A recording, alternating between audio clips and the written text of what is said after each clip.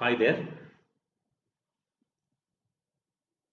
Today in this lecture, I'll be talking about post NEP New Education Policy 2020 Higher Education Models in India, a Perspective. You are all aware that education is central to the development of a nation. Higher education, higher education is essential for the development of a knowledge society. A knowledge society is responsible for creating new knowledge, wealth, and prosperity of a country. And our aim is to make our country a developed one. Every nation in the world aspiring to become a developed nation. Hence, the focus towards development of education. And you know that one of the goals of sustainable development for transformation of the world initiated by United Nations is education. So in this context, Government of India has released new education policy, that is NEP 2020, to transform Indian education system, and with an aspiration that we become a developed nation, okay, in the coming future. So because of this NEP 2020 policy, for execution of this education program, many models being thought of. So here I have suggested one of the education models to meet all the requirements specified in NEP 2020.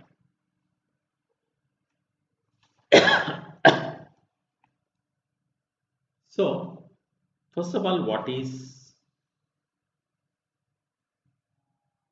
education? So it's a process of acquiring knowledge, competencies, skills. So education we can divide into something like primary and secondary education and higher education.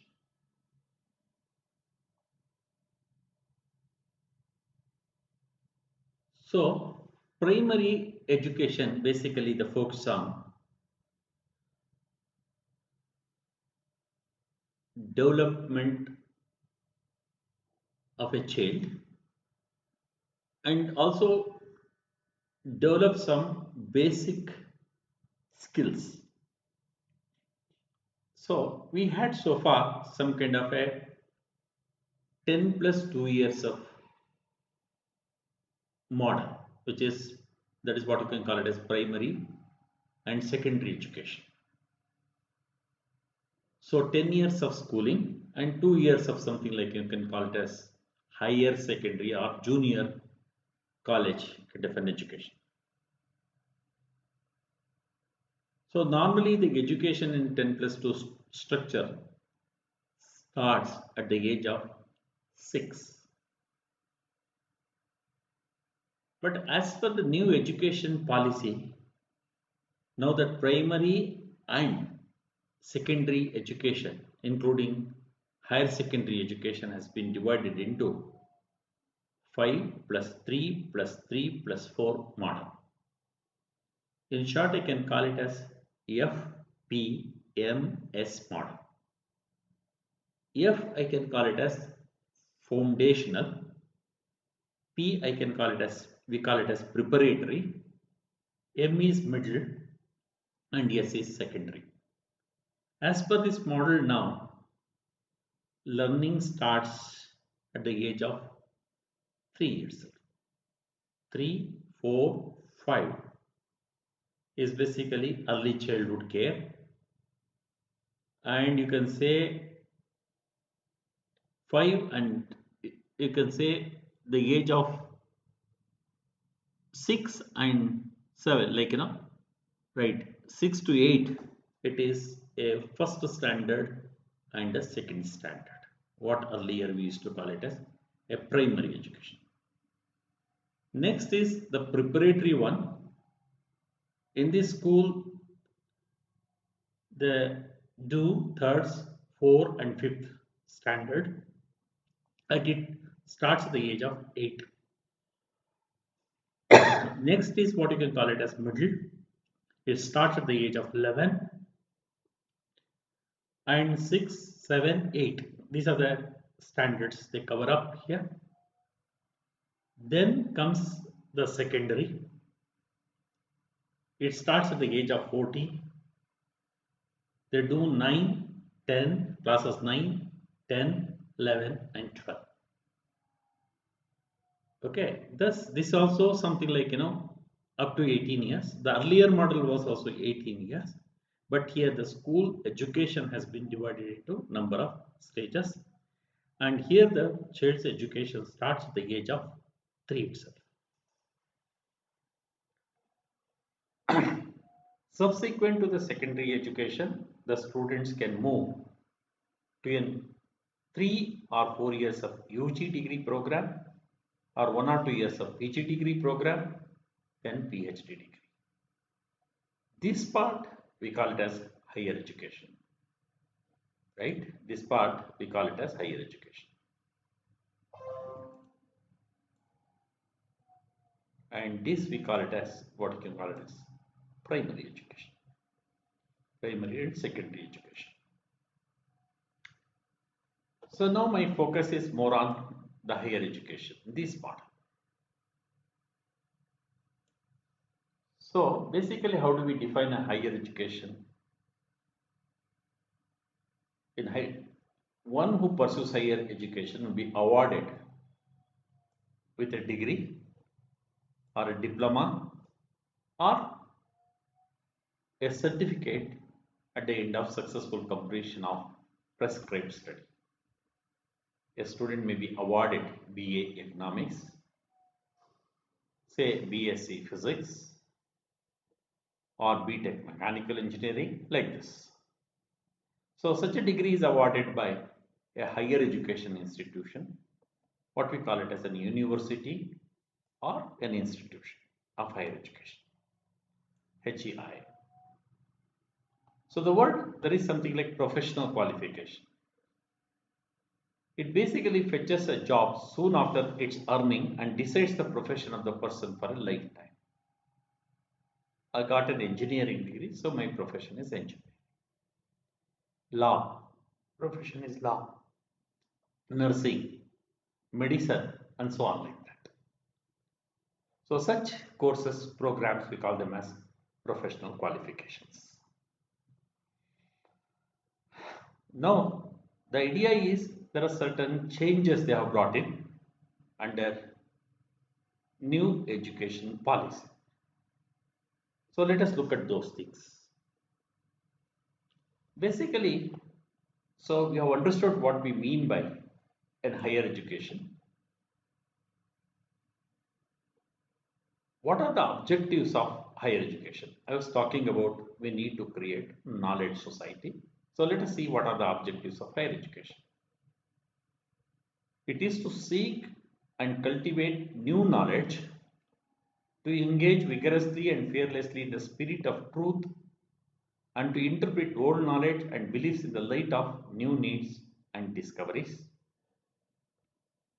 to provide the right kind of leadership in all walks of life, to identify gifted youth and help them to develop their potential to the full by cultivating physical fitness, right interest, attitudes, moral and intellectual values, To provide society with competent men and women trained in agriculture, arts, medicine, science and technology and various other professions who will also be cultivated citizen individuals imbued with a sense of social justice. To strive to promote equality and social justice and to reduce social and cultural difference through diffusion of knowledge. To foster in the teachers, the students, and through them in society generally the attitude and values needed for developing the good life. So our aim is basically to create a new knowledge society and keep creating new knowledge and something make your people with a global focus, right? So the purpose of higher education to enable to inspire and enable individuals to develop their capabilities to the highest potential level throughout life so that they grow intellectually, are well equipped for work, can contribute effectively to society and achieve personal fulfillment. To increase knowledge and understanding for their own sake and to foster their application to the benefit of the economy and society, to serve the needs of an adaptable, sustainable, knowledge based economy at local, regional, and national levels, to play a major role in shaping a democratic, civilized, inclusive society. So basically, our education should focus on developing each and every individual. So that means the education what we provide should be a holistic education. The holistic education includes education in several dimensions. Those dimensions are emotional dimension, intellectual dimension, physical dimension, social dimension, environmental dimension, financial and spiritual, so that you develop a complete individual. So this kind of education help us to develop, you know, global citizens. So we say, what is the purpose of education? Probably again, it is about creating global citizens. So here I have given two very interesting pictures. Suppose if I see through these, here I am seeing a circle. Even at the infinite distance, I see the circle only. Here I am seeing a small circle, but at infinity, I see infinite circle. That is the purpose of education, is to create that broad vision. That's very important. So broad vision. So basically our aim is to create global citizens. Global citizens will have that broad vision. So we can define global citizenship as awareness, caring, embracing cultural diversity while promoting social justice and sustainability coupled with a sense of responsibility to act.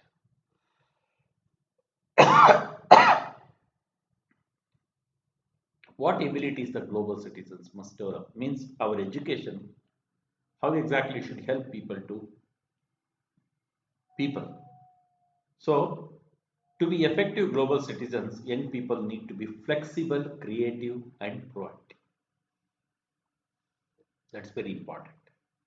They should be flexible, they should be creative, proactive. They should become problem solvers. They need to be solve problems of the society. They should be able to make decisions, think critically, communicate ideas effectively, and work well within teams and groups. These skills and attributes are increasingly recognized as being essential to succeed in other areas of 21st century life too, including many workplaces. These skills and qualities cannot be developed without the use of active learning methods through which pupils learn by doing and by collaborating with others. So, education is not a preparation for life, it is the life itself. John Davy. So, education for global citizenship deals with issues of global interdependence, diversity of identities and cultures, sustainable development, peace and conflict, and inequities of power, resources, and respect. So, the global citizen curriculum for excellence should focus on developing four capacities: successful learners, confident individuals, responsible citizens, and effective contributors. So, I think this is what exactly needs to be done. So, at present, in Indian higher education system, if you see, we have many challenges. Some of the major problems currently faced by the higher education system in India are a severely fragmented higher education ecosystem. There is no coordination, there are no connections, there is no flow from one area to another area, all kinds of problems, right? Less emphasis on the development of cognitive skills and learning outcomes. The whole idea is to develop independent thinkers. Probably the present education is not helping us to do that. A rigid separation of discipline, too much of compartmentalization, with early specialization and streaming of students into narrow areas of study, limited access, particularly in socio-economically disadvantaged areas with few higher education institutions that teach in local languages, limited teacher and institutional autonomy, inadequate mechanism for merit-based career management and progression of faculty and institutional leaders, lesser emphasis on research at most universities and colleges, and lack of competitive peer-reviewed research funding across disciplines, suboptimal governance and leadership of higher education institution, and ineffective regulatory system, large affiliating universities resulting in low standards of undergraduate education. To develop a global citizens, so you must deal in the education system all these kind of things. Basically, we need to create flexible, creative, and proactive graduates who can solve problems and make decisions and who can think critically and communicate their ideas clearly. Probably the characteristic of higher education, what we have here, no. So that means to say whatever graduates we are preparing now, they may not be able to face the challenges of 21st century. Hence, a new education model is necessary. A new education policy was required. That's how the NEP 2020 came into picture. So we know there are many global challenges. Okay, what are the global grand challenges we have? Energy, environment, food, correct? Shelter, space, water under resource needs. Societal needs, disaster resilience, governance, health, learning, prosperity, and security. These are the grand challenges. So, to solve this, meet these challenges, or to overcome these challenges, transformation is essential. as there are sustainable development goals have been framed by United Nations for transformation of our world. So there are such 17 goals are mentioned over here. One of the main goals is the quality education. So to address this issue, I think the NEP was that committee was created, and I think NEP has been designed to address this issue. So here we are listed a number of principles of NEP 2020. You can read them in detail. They are available on web. I'll just read out some of the bold points. Recognizing, identifying, and fostering the unique capabilities of each student. Achieving fundamental literacy and numeracy. Flexibility. No hard separations, like no compartmentalization. Multidisciplinary and holistic education. Emphasis on conceptual understanding. Emphasis on creativity and critical thinking. Emphasis on development of ethics, human and constitutional values. Promoting multilingualism and the power of language. Life skills. Focus on regular formative assessment for learning. Extensive use of technology. Respect for diversity and respect for local context. Full equity and inclusion. Synergy in curriculum across all levels of education. Teachers and faculty as the heart of learning process.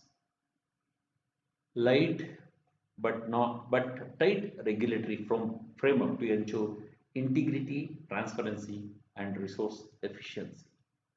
Outstanding research, continuous review, a rootedness and pride in India education is a public service and substantial investment in a strong, vibrant public education system. These are the principles of NEP 2020.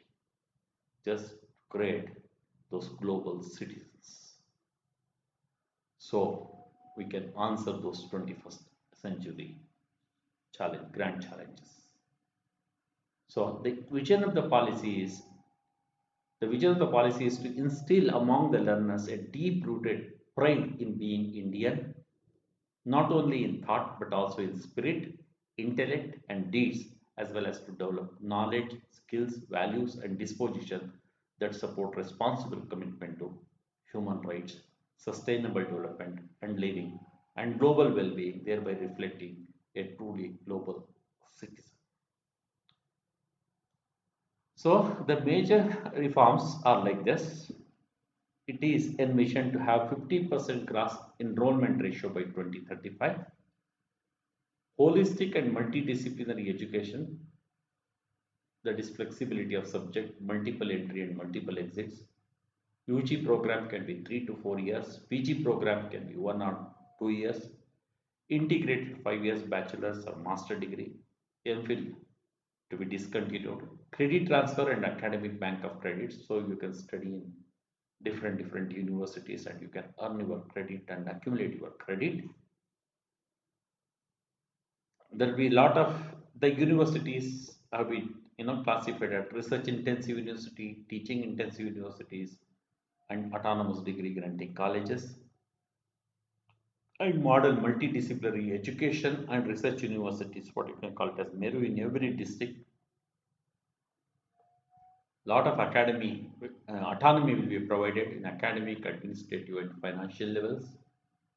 So right now we are having affiliating colleges, number of hundreds of colleges affiliated to a single university, and that will be phased out.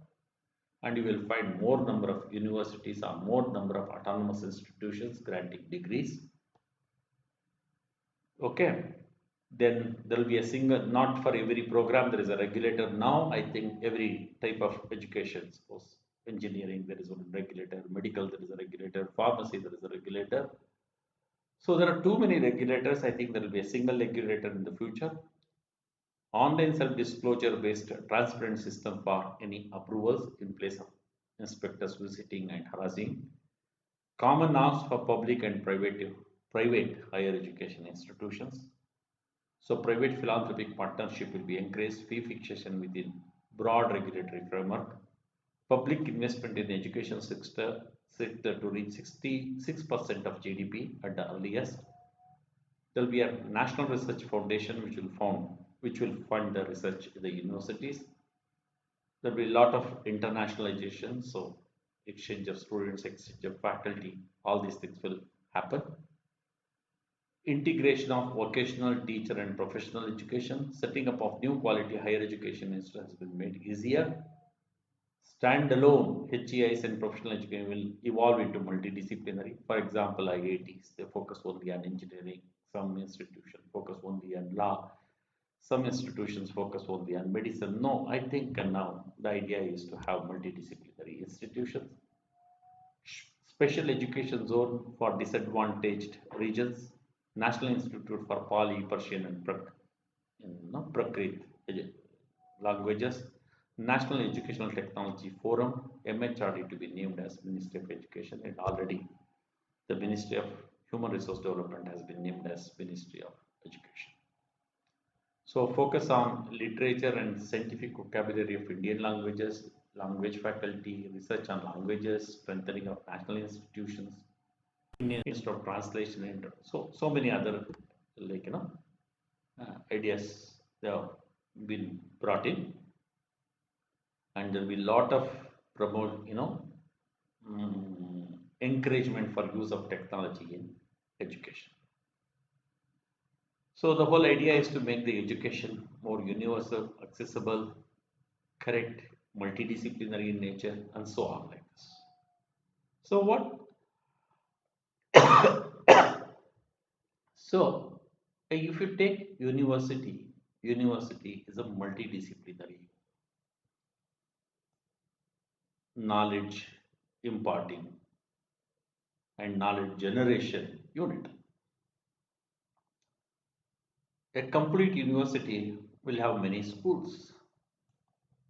It is School of Languages and Literature, School of Liberal Arts, School of Philosophy, History, School of Indology, School of Education, School of Basic and Applied Sciences, or Pure and Applied Sciences, School of Mathematical Sciences, Data Sciences, Arts and Social Sciences, Commerce, Business Management, Sports, Computational Sciences, Environmental Studies, Media Studies, Design and Architecture, Engineering and Technology, Pharmaceutical Sciences, Physiotherapy. So like this, hundreds of disciplines. So that's what exactly we call it as a university. So I think this NEP is looking at, so every university should have all possible faculties in higher education system. So a student over here, okay, I'm engineering technology student. I want to study something I want to pick up from here.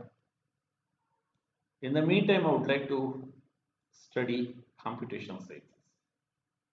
I would like to learn something from environment. Correct. In the meantime, I want to learn something like medical sciences. So it should be possible for me. So then only it becomes multidisciplinary kind of education.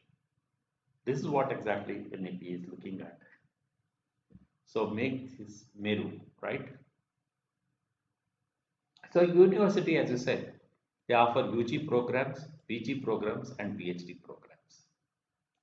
Under each program, what is that each student has to develop, has to acquire knowledge, competencies, skills, and attitude. So now with this idea, so that we should be able to develop a global citizen, and our education approach should be a holistic approach. Holistic approach. That's why. So let us understand what we mean by these terms first of all. So knowledge. What is knowledge basically? This familiarity, awareness, or understanding of someone or something such as facts, skills or objects, so many things like so acquiring information, that's the kind of a thing like that.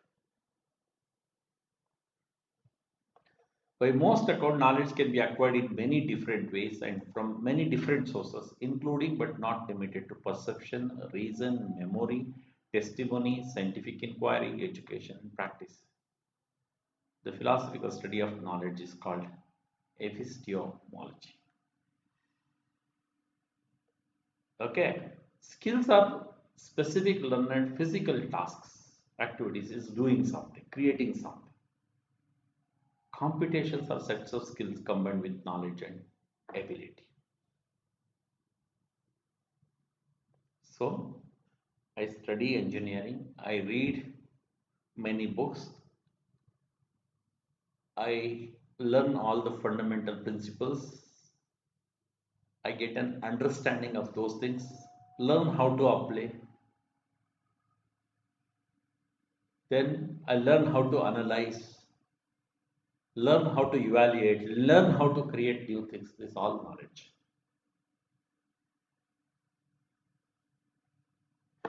Okay, now whatever I have learned, I need to, from this learning, understanding, let us say I want to create something physical. I want to create, I'm a mechanical engineer, I want to create a car.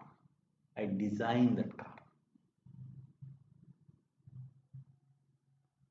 I may design its shape, its size, its performance, everything, all this kind of a thing I design.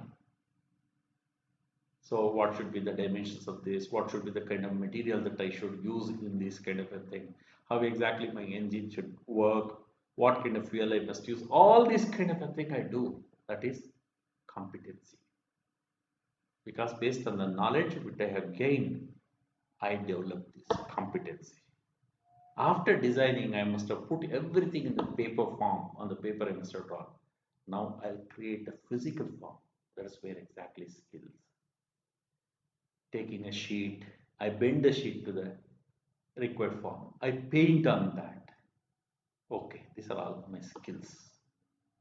So education system should help to develop knowledge, competencies, and skills. That's what exactly the NEP is talking about.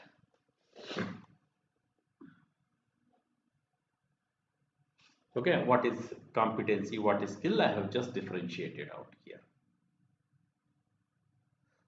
So now the thing is, we have to impart this education. So far, education is to be more teacher centric. Whatever teacher feels that is right, probably that's what exactly was developing a curriculum, syllabus, and then imparting it. I think the present day concept is use outcome based education. So basically, how to make somebody suitable for particular employment, particular job, all this kind of thing.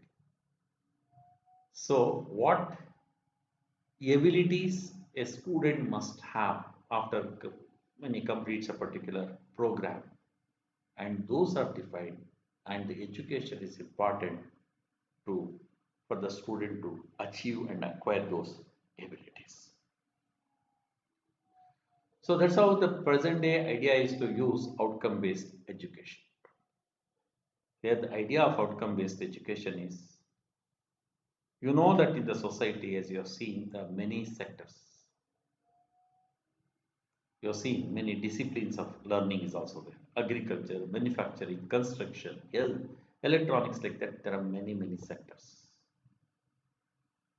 In each sector, probably there will be corporates, companies. Okay. And each company, if you look at, there will be many job roles.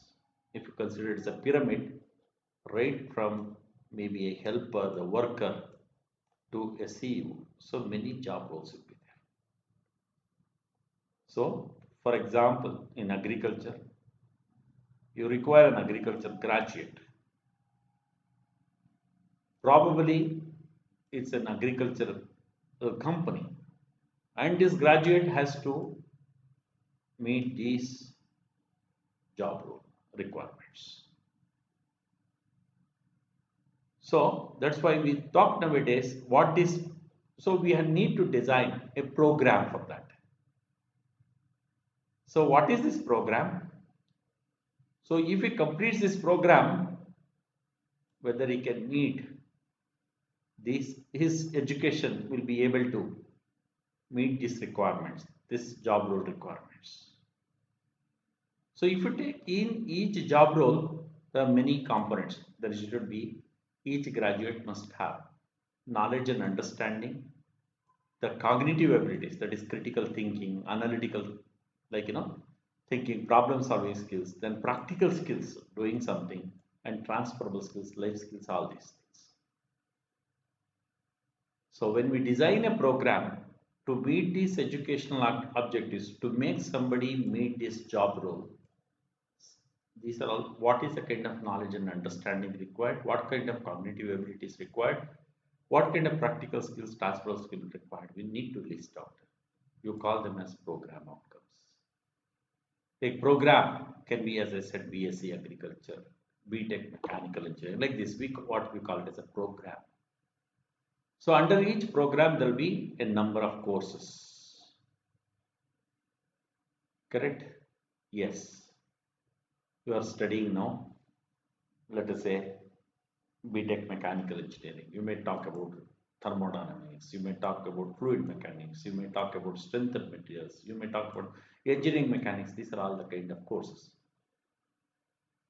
So each course should meet some, from each course you have to learn something. That's what we call it as course outcomes. To complete a BTech mechanical engineering program, there may be 40 courses required. So 40 courses, each course will have 4 to 5 course outcomes. All these course outcomes, if I put together, then they should meet the program outcomes. These program outcomes, once he achieves, he should be able to meet his educational objectives, or he should be ready for the job. Then each course we teach in 30 to 40 hours of these things. So each class student will learn something, what you can call it as learning outcomes. Class learning outcomes. This class learning outcomes, then they, if you integrate, they will become course outcomes if you integrate, program outcomes if you integrate, program educational objectives you meet, so that whether we are preparing a graduate for the job role in a particular industry, okay, job role for the particular industry like this. In this sector, any changes happen, so accordingly, all these things should change. Thus, it becomes a feedback system. So that's, nowadays we are talking about something like outcome-based education system. So this itself, like the teachers were forming the curriculum must understand the outcome-based education principles, and they should be able to articulate the program educational objectives, program outcomes, course outcomes, and learning outcomes, and all that. And the students have to be trained, taught to learn these abilities, and they should be assessed for the degree of achievement. Okay. In addition, this is what I'm talking about, the educational side, the knowledge side, and as well as you can say even the practical skills you're talking about. Now there is something that I said, and even competencies you are talking about. There is attitude part of it. There are other skills. It is not only you become an engineer, you make something. That is vocational skill. There are other skills, what you can call them as life skills. Okay, these life skills. This is the one I'm talking about. Life skills. Nowadays we are talking about 21st century skills. These 21st century skills, again, we are divided into learning skills, literacy skills, life skills. Here the 4 C's, IMT and FLIPS. 4 C stands for critical thinking, creative and innovation, collaboration and communication. 1 C, critical thinking, creativity and innovation, collaboration, communication. And this IMT stands for information literacy, media literacy, technology literacy. Then this is FLIP stands for flexibility and adaptability, leadership and responsibility, initiative and self-direction, social and cross-cultural interaction. Now you need, while developing the curriculum, you must look into all these things. That means your curriculum should be able to address. Students should develop knowledge, understanding, intellectual ability and cognitive skills in the core of chosen domain. Higher level competencies in their chosen domain. You call them as occupational skills. Laboratory skills and practical skills, psychomotor and creativity skills in their chosen domain. Life skills, emotional well-being, social well-being, environmental well-being, physical well-being. So 21st century skills. Then professional ethics. All these things the students must develop. They should have an opportunity to specialize them in the chosen domain. Have an opportunity to learn and be reasonably well versed in the current IT knowledge. Have an opportunity to learn the present disruptive technologies. Have an opportunity to learn other discipline, inter and multidisciplinary courses. Have an opportunity to develop critical and creative thinking skills, design thinking. Have an opportunity to develop entrepreneurial skills. Have an opportunity to develop research skills. Habit of learning, self-learning and have the foundation for lifelong learning. Have an opportunity to learn a course in liberal arts. Have an opportunity for career guidance. So your curriculum should embed all these kind of things. Correct, that is a challenge. So that's why my model is that now any undergraduate course we can plan it as something like 4 years program. This 4 years can be divided into 8 semesters or 12 trimesters. Each semester can be of 20 weeks or each trimester can be of 14 weeks. Students should be able to earn around 160 credits to award the degree. And a credit may be a 12 hours of interaction spread across the semester should be able to 1 credit. So 160 into 12 is the total number of hours of effort they should it's the interaction hours. So in each credit we can have something like 20 credits like this. So around 240 hours of interaction. Then face to face, virtual mode, mixed mode teaching we can do. Various ways of learning we can do that. Various ways of assessing the students and grading we can do that. So for example, for a 4-year BTech program, I think this is how I have planned. Category of courses.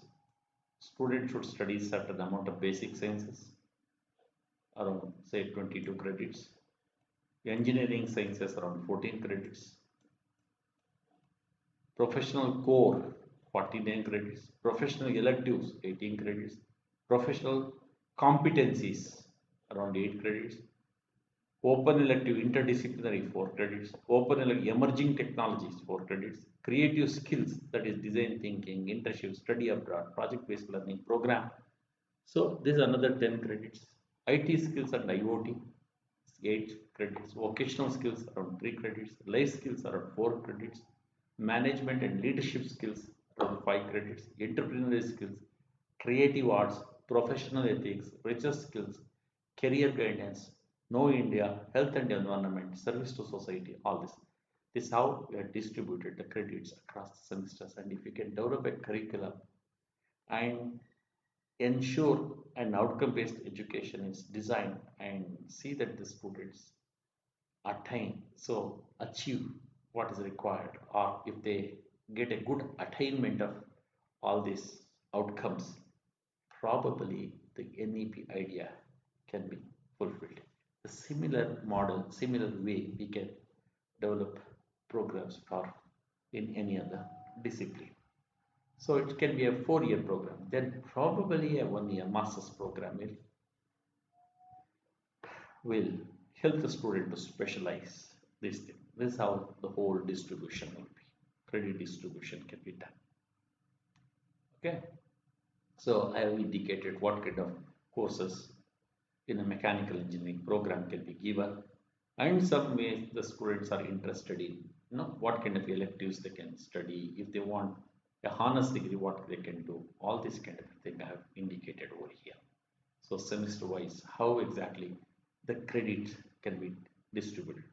Semester 1 there are 90 credits, semester 2 20 credits, semester 3 21, semester 4 22, again semester 5 22 credits. So I have shown how exactly courses can be distributed and make the student learning, you know, you can say holistic. That is what it. If at all, what are the minor specializations possible? What are the, honor specialization possible? All these kind of a thing I have indicated. Okay, fine. Now, how do we teach these courses? Core courses probably in the university we can teach. University teachers can focus more on principles and fundamentals, knowledge-based courses. Elective courses probably practicing people who are expert, who have been doing research in those areas. Those are the people who can teach. Open elective, yes, again expert faculty. We can use online mode of teaching. Competency courses, probably many practitioners can do this. Skill courses can be taught by training schools or industries and other things. All the programs, courses need not be taught by the engineering universities, like university itself. Because nowadays technologies are available, online systems are available, so that the students can learn from various sources and so that they will get the best knowledge. Many a times, maybe a university faculty, maybe they are very good in core courses, maybe even elective courses, but they may not be do a good job of competencies and skill courses where the practitioners can do a good job of it. So that way we can be more flexible and we can bring in industry, academia, the training institutions, correct, the business institutions together for developing students, right? So many a teams, even in NEP, what is not given is something like, oh, huh, huh, ನಾಳೆ ಬೆಳಿಗ್ಗೆ ಮಾಡೋಣ madam. Okay okay okay. So what is not given in NEP is something like associate degree.